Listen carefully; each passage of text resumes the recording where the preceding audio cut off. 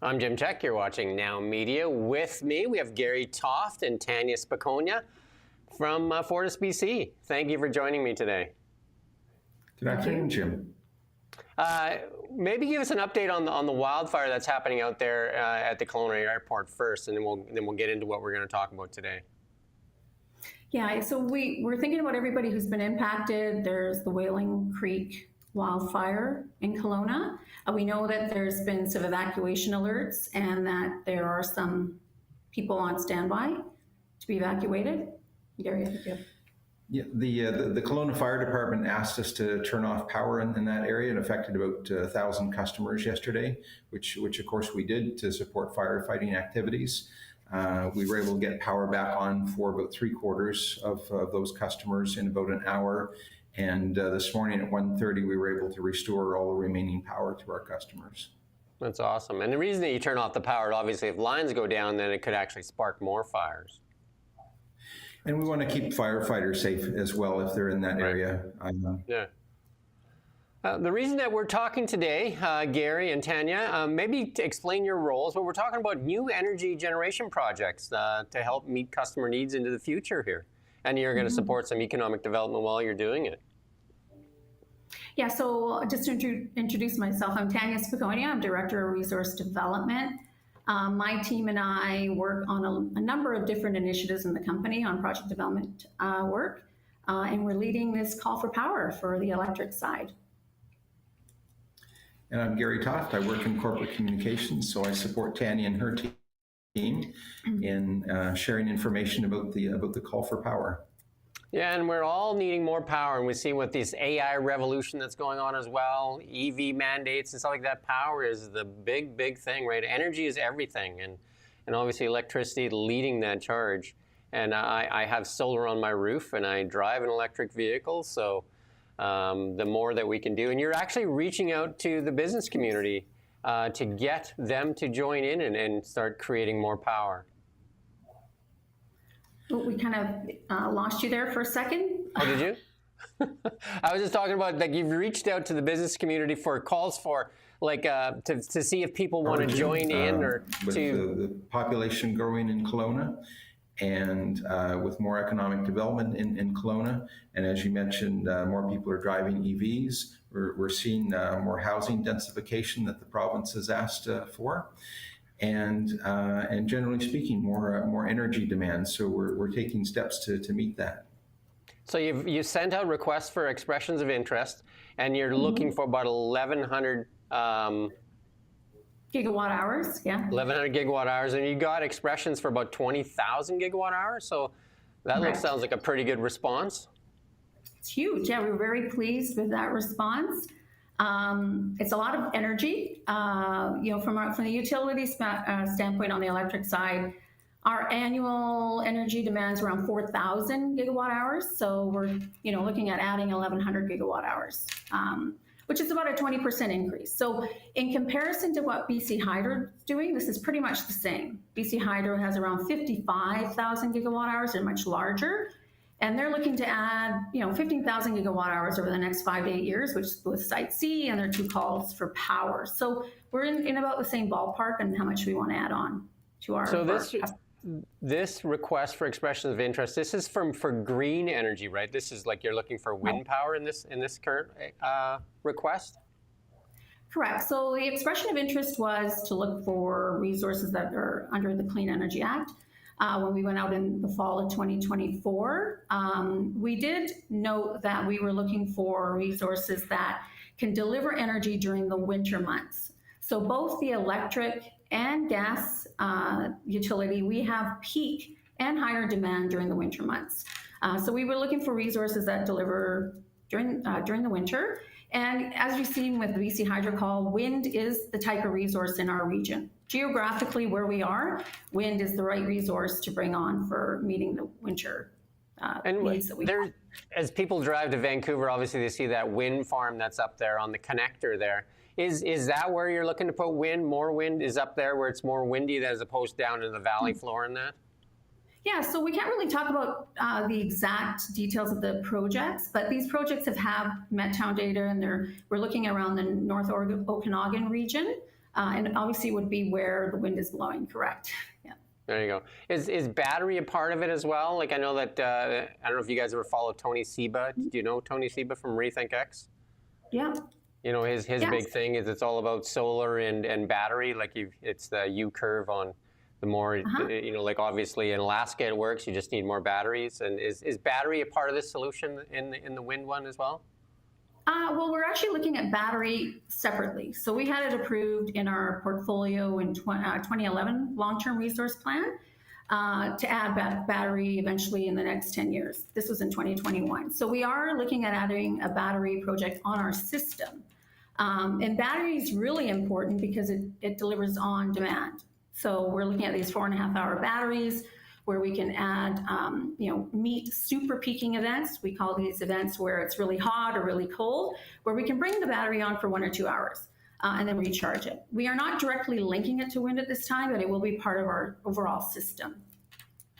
There is let me know if I'm going off topic here, but I know that they're trying something in Texas right now where they're actually, a lot of people talk about EVs, where they're actually going to be able to tie the EVs as the battery back. Because, you know, these cars are anywhere from a 50 kilowatt to 100 kilowatt battery. And if the car is plugged in, they're working on a system where the utility can actually draw on peak demand, draw from the batteries of cars. Yeah. Yeah, and we're looking at all these different type of options. This is similar to the conservation measures that we're taking with customers. We have $700 million we're going to be spending over the next 4 years on these energy conservation measures. And yes, we will be looking at those type of options with customers. One of the things we have right now. Oh. I'm sorry, Jim. No, you go ahead. Go ahead, Gary. I was just going to say one of the programs we have now is the Power Hours Rewards program, where customers can sign up to have us adjust their thermostat in between 4 p.m. and 9 p.m. when it's peak demand during the day. Demand, yeah. Exactly, and also move their EV charging to later on after 9 p.m. So that helps them save energy and helps everyone save energy. Kind of evens out that grid kind of thing, like that the demand. Exactly. What incentives are in place right now for just the consumer out there? I know that there's some solar programs out there from the federal government, the green energy program and stuff like that. Yeah, and so we do have a net metering program right now on our system that allows customers to connect, and if they overproduce on the solar, it pretty much bank it for whenever they need it, and we're reevaluating that program right now. We know BC Hydro is in front of the British Columbia Utilities Commission looking at their program, and we're really, we'll be keeping an eye on that to see what decisions come out of that as well.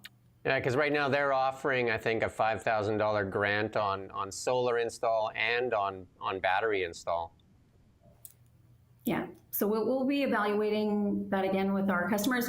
And just to note, we do the long-term resource planning similar to BC Hydro, and we're still working off our 2021 long-term resource plan. We have a new one that will come out in 2026 that will address some of the new resource options and opportunities that we have with customers. So the question on this, you're asking for 1,100 gigawatts. And you had 20,000 put forward. Is it something you would actually say, okay, let's take advantage of more of this so that we can actually start building like a bigger base? Or is it just you're going to take what you need right now and then kind of like phase in more? Correct. So this is the initial call. And again, we're trying to address the immediate need, which is the winter energy requirements that we're going to need for our customers. You have to remember that it takes 5 to 6 years to build infrastructure. So again, this is what we're doing this call for. Again, next year, we're coming out with a new long-term resource plan that'll address even further than that in terms of what potential resources we can bring on. Note how I threw that word. But go ahead, Gary, sorry.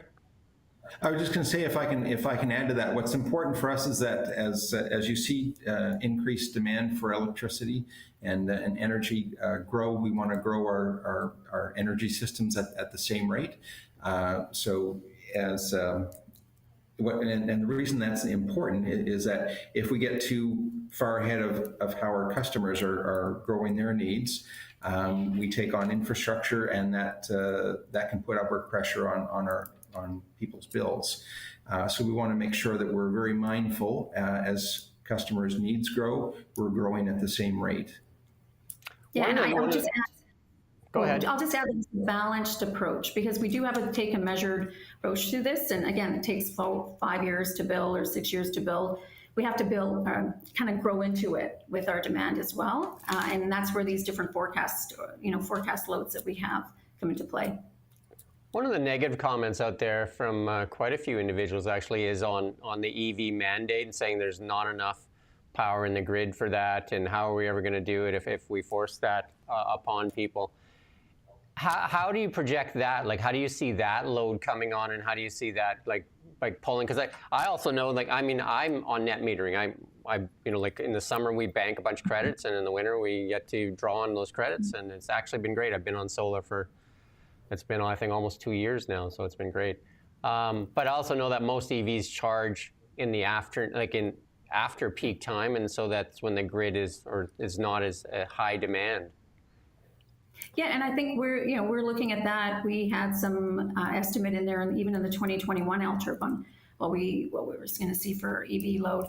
It's going to be a balance because, again, you take on a battery and you're using it during peak. You want to be able to charge it off peak. So it's about coming up with innovative ways of charging these EV batteries, and the one that we're going to have on our system. And you're also doing this. Sorry. I'm sorry, Jim. I was just going to say that's part of our long-term electric resource plan, where we're projecting out how demand is going to grow over the next 20 years and what are the resources that we're going to need in place to meet that demand. Right now, we've got a number of projects underway in Kelowna. We're upgrading 4 substations, Saucier, Glenmore, Duck Lake, and DG Bell, where we're adding transformers and other equipment to increase capacity. So that'll be important. That work's underway now. We're looking at a new substation in north end of central Kelowna to meet growing demand in that area, and some new housing developments. And we're also just started upgrading the transmission lines down in Penticton, and that work has just started. So these are things that we're doing over the next few years, and I think by 2027 we've got an investment of about $133 million that we're putting into the area. And how, in your capital works plan there, how is AI being factored in? And what do you see for growth, or what are you projecting for growth, and how much energy demand will come from that sector? Yeah, and again, we've got a new resource plan that's coming out in 2026 that will address that. We do know that there's different jurisdictions dealing with that. We are, again, a smaller utility, so we do have to be very measured on how we bring on that kind of load, but we are developing some long-term strategies around that.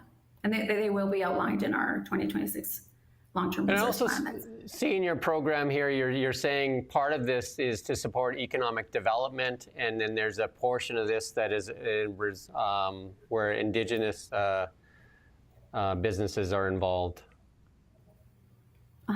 Yeah, so similar to BC Hydro's call for power, they were requesting at least a 25% equity position for First Nations. We are taking the same approach with our call for power, and at least a minimum. We are also looking at what other type of participation from Indigenous communities these power producers will provide in their structure. And as well, support from the Indigenous communities that are affected. Cool. Anything else you want to share today? If people are interested in saving energy, we've got lots of resources, lots of rebate programs. We encourage them to go to our website and have a look. We've got our dual fuel energy rebate program, where people can get a rebate for putting in a furnace and a heat pump together.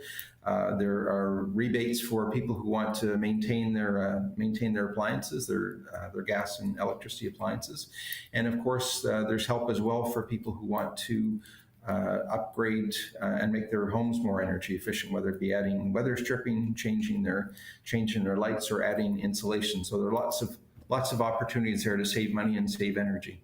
Yeah, and I think, thank you for having us and your interest in this call for power.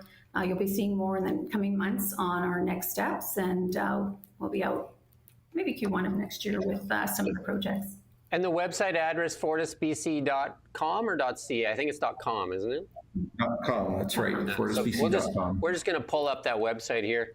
I've taken advantage of some of the Energy Smart programs too. I mean, people just need to go on there, and then that way they know when they're shopping for new appliances, and then make sure they get the right one. So there's a bit of a rebate there as well.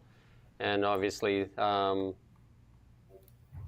if you look at, you can see then. And I think when I was talking to Neil and Jason, Neil Proban and Jason, that name escape.